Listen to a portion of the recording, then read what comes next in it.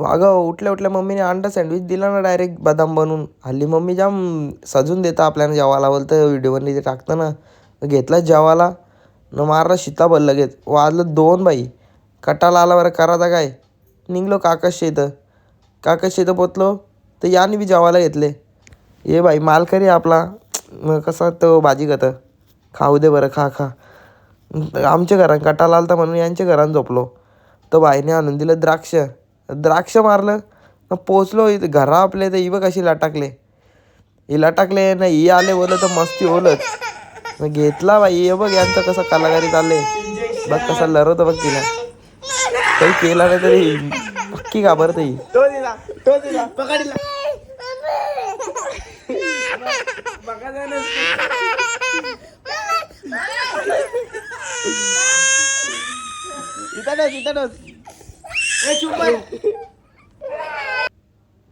पोचलो बाई जिमला डायरेक्ट. बाई बघ कसा पिसाललेलाच असतं आपल्या जिममध्ये. बोललो ना तुम्हाला माहीत आहे ना.